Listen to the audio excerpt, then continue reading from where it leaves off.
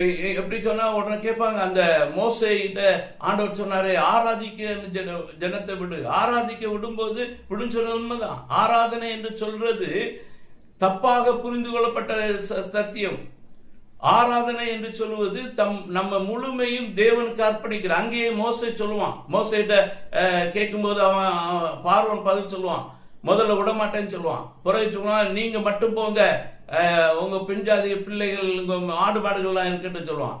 சரி, இன்னும் ஒவ்வொருத்தரும் அதிகமான போது சொல்லுவான், சரி நீங்க உங்க பெண்ஜாதி பிள்ளைகளை போங்க, உங்க ஆடு மாடெல்லாம் விட்டுட்டு போங்க அப்படின்னு சொல்லுவான். அப்போ மோசே சொல்லுவான், ஒரு குழம்பும் ஒரு மாடுடைய காலில் உள்ள குழம்பு, ஒரு நகம், அது கூட நாங்க விட்டுட்டு போக மாட்டோம்.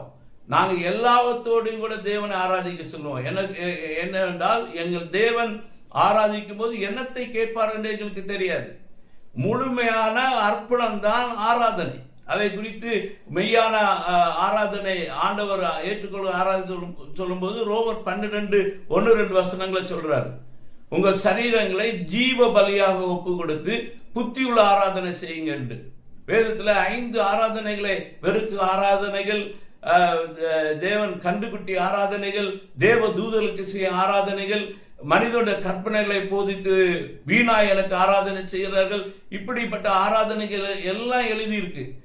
அந்த ஆராதனைகள்லாம் தேவன் ஏற்றுக்கொள்கிறது அல்ல, ஆண்டவர் ஏற்றுக்கொள்கிறது.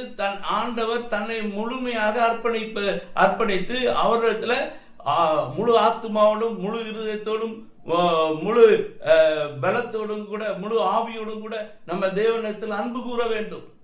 ஏன்னா அப்படிப்பட்ட அன்பு கூறுகளை தான் நம்ம ஆண்டவர் உருவாக்கினார். நம்ம கூட ஃபெல்லோஷிப் பண்ணதற்கு வேண்டி அவர் உருவாக்கினார்.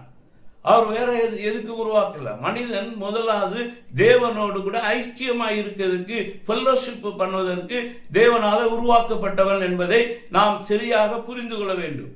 அவர் அங்க சொல்கிற பகலில் குளிர்ச்சியான வேளையில் அவர் வந்து அங்க அவர்களோடு கூட சேர்ந்து உலாவினார் என்று சொல்லி பார்க்கிறோம். ஒரு ஃபெல்லோஷிப், என்ன இனிமையான ஃபெல்லோஷிப்.